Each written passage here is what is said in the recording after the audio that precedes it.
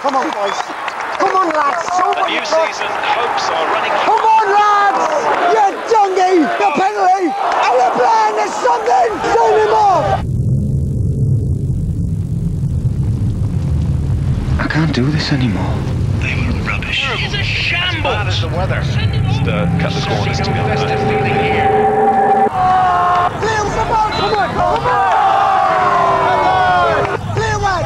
Clear one. Cross the ball, son. Cross the ball. Days are here again. The Premiership on BBC Radio 5 Live. We're with you all the way. Fabulous fizzer. The thing about paying your TV licence by direct debit is that it's a great way of spreading the cost. Right, so how did Do you know how little it can cost a month? Yes, I do. Have a guess.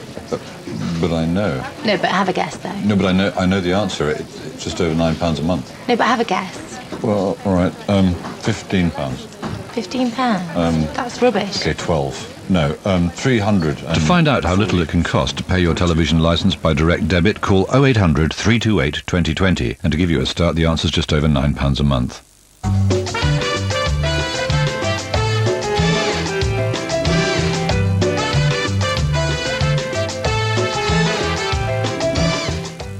Just before we join BBC News 24, a late look at the weather with Darren Beggs.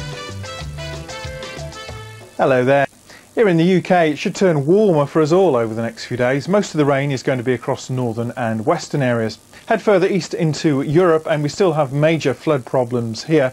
Now, this was the scene in Odessa, Russia during the weekend. That's not a river, that was a street, and this really the result of several days of heavy rain. Now, we've also seen about a month's worth of rain across southern Russia in just 24 hours, really, and into Austria as well, especially across the northeast. It's been the worst floods for some 50 years. Violent storms have brought flooding in northern Italy, and across the Alps in Switzerland, the weight of the rain lowered the temperature sufficiently to give us some snow. Now, here's all the clouds. You can easily pick out the area of cloud that's been bringing all this unseasonal weather. It's all wrapped around a deep and nasty area of low pressure. It's going to be with us for quite a while.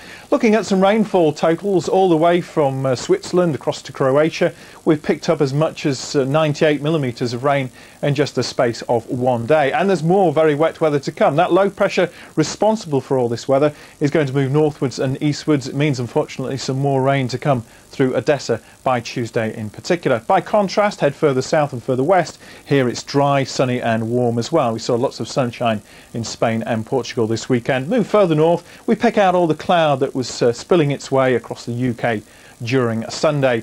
And that cloud brought a fair dollop of rain for Scotland. Some very low temperatures in Glasgow. Hard to believe it's the middle of August. Much better, much warmer in Holbeach in Lincolnshire, and some sunny weather for Hastings.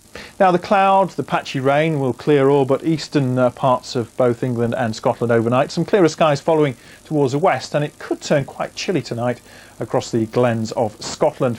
We start Monday, though, on a cloudy note across eastern England and eastern Scotland. Any drizzly rain should soon clear away, the cloud thin and break through the morning, and this brighter, cheery weather with some sunshine in the west will push to eastern areas. The west, though, will turn more cloudy. We could eventually see some patchy rain for Northern Ireland, western Scotland, and some low cloud around those Irish Sea coasts. That'll hold the temperatures back a little. It'll certainly be warmer towards the east, where we see the best of the sunshine come the afternoon, 21 to 23 degrees.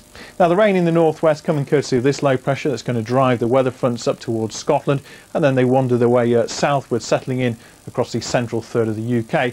Not much rain by then for Tuesday, more a band of cloud across northern England and North Wales, the odd drop of rain perhaps. It'll turn drier across the north, the sunshine should come out across many southern areas and turn quite warm. The rain now will gather across Ireland, push northwards across Northern Ireland, western Scotland. Many western areas will see some rain for Wednesday, could be quite heavy over the hills. Towards the east, that's where it should be dry, bright and warm, with temperatures up to 25 degrees or so. Now, it should turn warmer then for many parts of the UK over the next few days, particularly I think for England and Wales. Most of the wet weather will be across Scotland and Northern Ireland. Goodbye.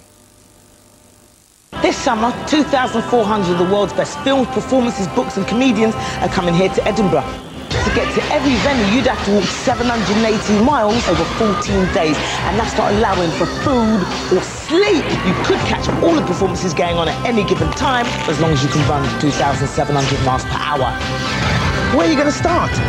Luckily, the BBC's got it covered. The BBC at Edinburgh starts Tuesday, 13th of August on BBC 4 and BBC 2.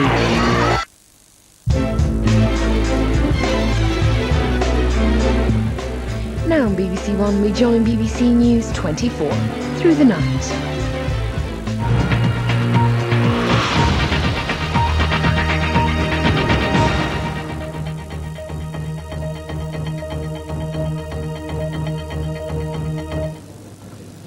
Victims of the Potters Bar rail crash have given a cautious welcome to Railtrack's offer of £12 million in compensation. 7 people were killed and 67 injured when a set of points failed and a train crashed onto the platform on May the 10th.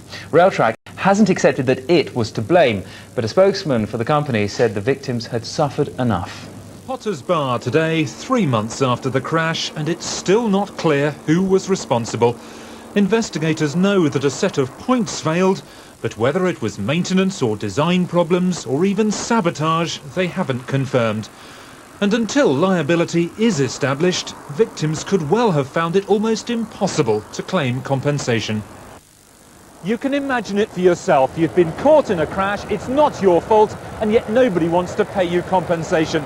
Well, Railtrack says that simply isn't fair. So the victims of this crash are going to get some money now, and then the industry will decide for itself who carries those costs at a later date.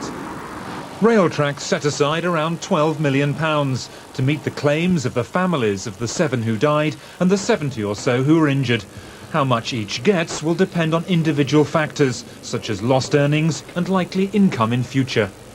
It sounds like a large sum of money, but the families will be required to establish each and every claim, and it could end up being a lot less than that if the claims are not handled sympathetically.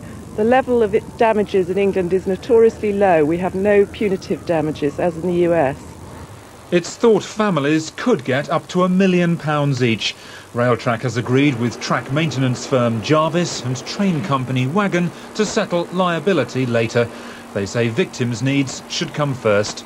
Simon Montague, BBC News, Potters Bar. Downing Street has defended the government's green credentials in the face of strong criticism from the Environment Minister Michael Meacher.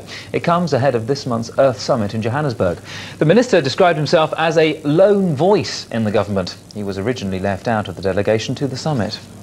Only last week, Michael Meacher discovered that he wasn't even going to this month's Global Summit on Sustainable Development. Having fought and won a battle to go, he's now said in public what he's only previously said to backbench sympathisers. I would certainly agree that with Michael Meacher that he can be disappointed with what the government's achieved, although I think he himself has been a fantastic battler over the last 5 years for the green environment. So what are the minister's criticisms?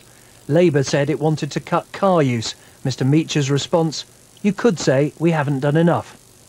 The Transport Department plans more airports, with one constructed on Marshland in Kent. Mr Meacher warns his colleagues of huge environmental consequences. And on the major global issues, he says, I don't think the government is yet ready to take the magnitude of the decisions I think are necessary. 10 years ago, world leaders pledged to do just that, to take the necessary decisions to stop economic growth from destroying the planet. That was in Rio. New leaders will try again, this time in Johannesburg in 2 weeks' time. The Environment Minister's criticisms will surely be shrugged off by Tony Blair. But what Michael Meacher has done ahead of the rich world's big test is to say to Tony Blair and other leaders, you all have got to do much, much better. Nick Robinson, BBC News, Westminster. The United Nations is warning of a major new pollution threat which could put millions of lives at risk in Asia. Scientists have discovered that a brown haze is now covering large parts of the continent and the Indian Ocean, threatening drought, flooding and disease.